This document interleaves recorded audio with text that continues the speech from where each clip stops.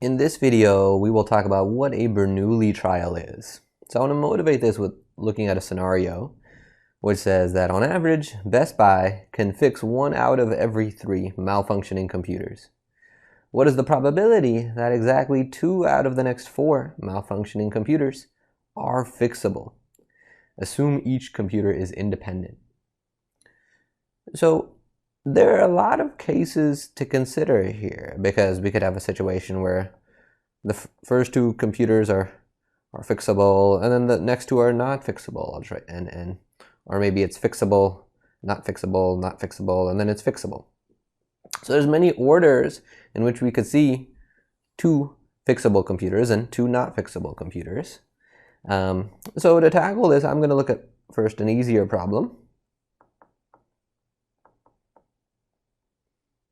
And the easier problem is, what's the probability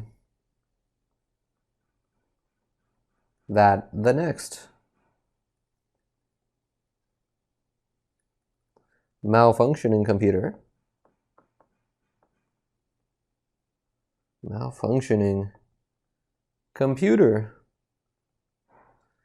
is fixable? So now we're just going to look at one computer, the very next one. So this is a lot easier. Let's think about what the answer would be. The problem says on average, Best Buy can fix 1 out of every 3 malfunctioning computers they come across. So the answer should be there's a 1/3 chance that they're going to be able to fix it. I could visualize this if I wanted to with a tree diagram, a really small tree diagram. I would write where we begin, and there's just going to be a first trial because just one computer here, and either that computer is fixable or it is not fixable. And fixable, we've seen, is happening with a probability of 1/3. So not fixable would be happening with a 2/3 probability. All right, so this situation where we have this experiment with 2 possible outcomes has a special name. So an experiment with 2 possible outcomes is called a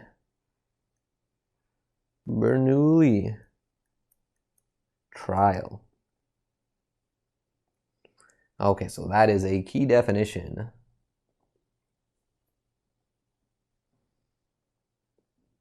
So we usually call these 2 outcomes a success. So we call one of them a success, which I'll label as S, and the other one as a failure, which I'll label as F. So it's kind of harsh, but nonetheless, that is the convention, to label it in those 2 extremes, success or failure. Alrighty, so there's also a convention for notation. So we're going to denote with the letter P and have that represent the probability of having a success. So a success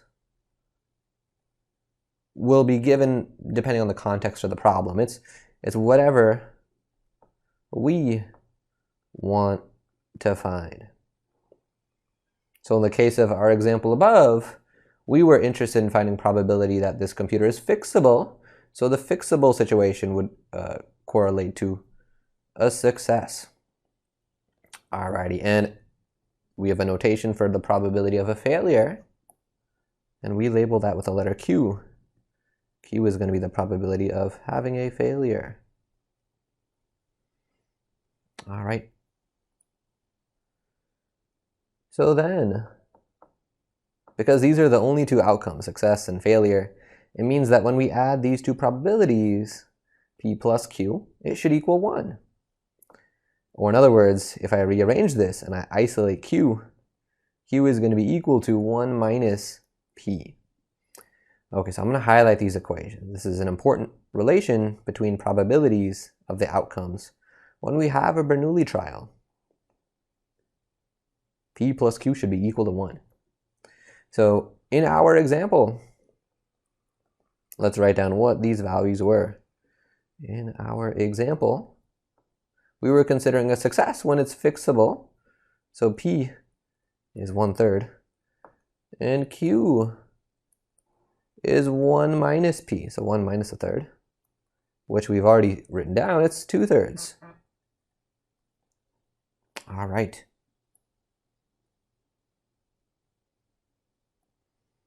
All right, so let's look at an example. Now I want to return to our original problem, and I want to solve the problem in that scenario with a tree diagram.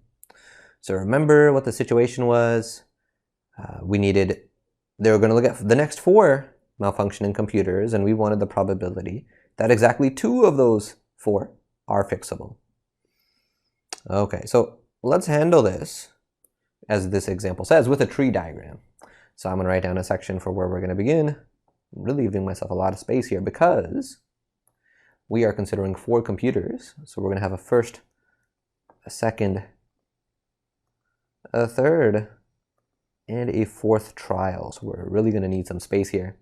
And then I can write down the outcome and the probability of that outcome occurring. Okay. Alrighty, so from the start, well, the very first outcome could be, if it's fixable, I'm going to call that S for success. So I'm going to write S as a success, and I'm going to draw an arrow down and write F if it's a failure.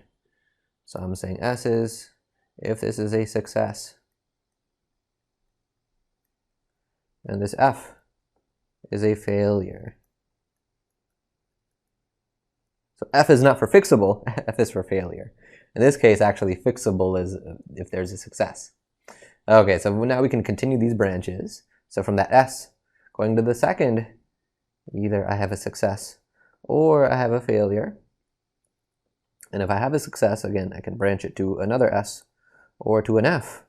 And each of those can further be branched to an S or to an F. This one as well, to an S or to an F. Let's go to this F.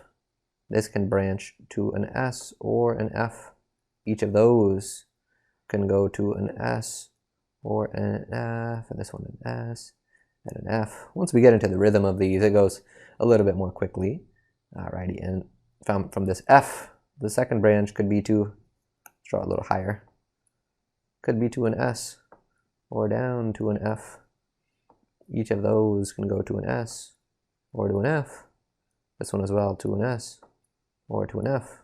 And some more branches, S or F, S or F, S or F, and finally one more time, S or F. Alrighty, so let's write these outcomes. This first one is S, S, S, S. Then it's S, S, S, F, S, S, S, F. I would encourage you at this point just to pause the video, take a minute, write down all of these outcomes. It should be really quick for you, hopefully. Okay, so let's keep going though. So next it's going to be S, S, F, S, and then S, S, F, F. Let's see, S, F, S, S, F, S, S, and then S, F, S, F, and then S, F, F, S, F, F, S, and then change the last one to an F. And if I keep going in this way, I can write down these bottom ones. And I'm going to do those more quickly now. So I'll have F, S, S, S, then F, S, S, F, F, S, F, S, F, S, F, F. Then it's F, F, S, S, F, F, S, F, F, F, F, S, and F, F, F, F. Cool. For all of these, I was just tracing out the path. For example, this one, F, F, F, S, is the fact that I went F, F, F, S along that path. Alrighty, so now let's label some probabilities. So anytime I have a success, I'm going to label that probability with a P. So I'm going to put a P anytime I see a success. I know in my example, the probability of success is technically 1/3, and eventually I will write that. And anytime I go down to an F, I'm going to write Q for the probability of a failure, which in my example is a 2/3. But just so I don't crowd my picture, I'm going to keep it in terms of P and Q for the time being. So let's see, for these S's, I write a P. This S, I'll write a P. So P for all of these S's, this one. Basically the top branch always is the S that I'm writing. So P, P, P, P, P, P, a couple more, P, and then P, and now let's do Q's for the bottoms. All right, Q, Q, Q, Q. Let's keep going with these Q's at the bottoms. All right, got a few more to go. It is a long tree diagram, but still, it's just a little tedious, takes time, but not particularly hard. It just takes some time to do. And now let's write down the probabilities. So if I multiply at the top branch, I will get P to the 4th power. For the next branch, it's a P, P, PQ. So that means P cubed times Q. The next branch, actually it's easier to just read out from the outcome. It's the fact that there's, let's see, 3 of these S's, which means it's going to be P cubed. I see 1 F, which means there's going to be 1 Q. All right, in the next one, I see 2 S's and 2 F's. So that means it's going to be P squared, Q squared. Let's do one more of these slowly, and then I'm going to speed it up. 3 S's, which is P cubed, and 1 F, which is going to be Q. All right, so for the rest of these, I'm going to do it a little bit more quickly, and here is how I'm going to do it. I'm going to first just write down all of the P's that show up in all of these, depending on how many S's there are. So this next outcome has 2 S's, so I would write P squared. And then I'm just going to go down like that for all of these. So the next one has 2 S's, so that's P squared. The next one has 1 S, so that's a P. If I keep going like that, this is P cubed, P squared, P squared, P, P squared, P, P. The last one has no F's, so I don't write any P's there. And now let's go down and fill out all the powers of Q, depending on how many F's there are. So this one here, SF, SF, that has 2 F's. So I'm going to have Q squared, because there's 2 failures. The next one also has 2 F's, so I'll write Q squared. The next one has 3 F's, so I'm going to write Q cubed. Okay, so the rest I'll do quickly.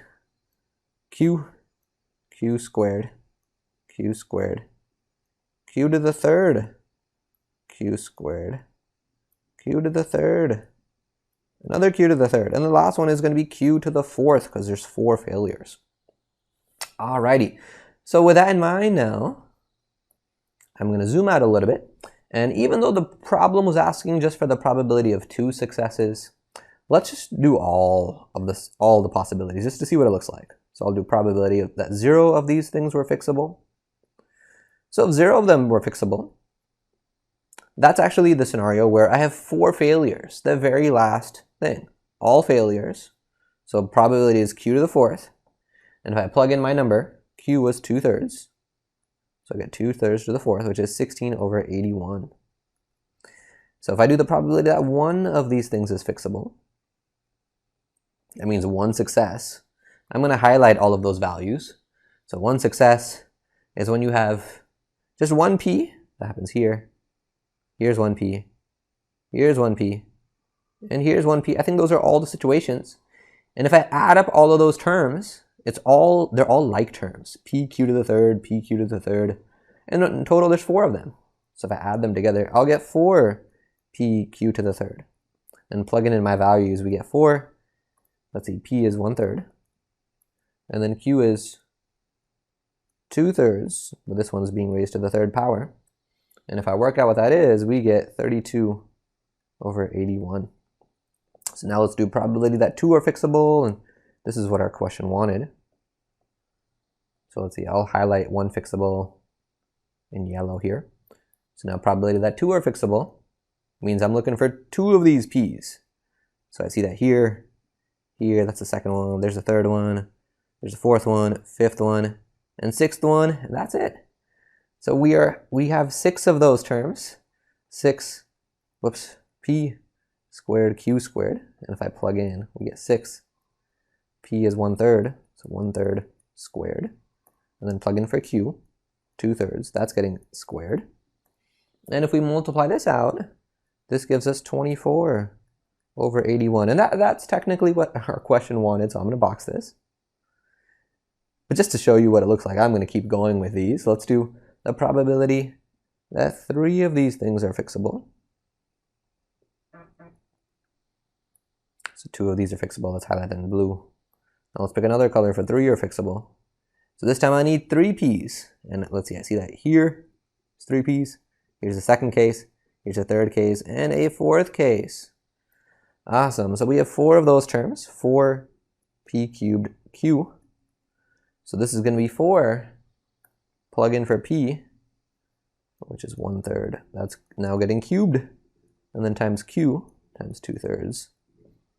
And if I work out what that is, we will get 8/81. One final scenario, which is the probability that 4 of these are fixable. So now I need all p's, and there's only one outcome here. It's at the top. So we are going to get p to the 4th. And if I plug in for that, we get 1/3 is p to the 4th power, which is 1/81. So altogether, 0 fixable, 1 fixable, 2, 3, 4. These are all of the different outcomes we could have. And if we check with each of these probabilities and add them up, these do sum to 1, which is good. We would hope that they sum to 1 to give me the probability of every outcome together. So a natural question is there a quicker way to compute this? And the answer is, luckily, yes. There is a quicker way. Because doing these tree diagrams takes a while. Here I only had 4 stages, but I'd like to be able to do this even if I have more than 4 stages. And tree diagrams would get super tedious there. So the answer is yes, and we will see that in the next video. So in terms of our goals for this section, we finished our first goal to define what a Bernoulli trial is.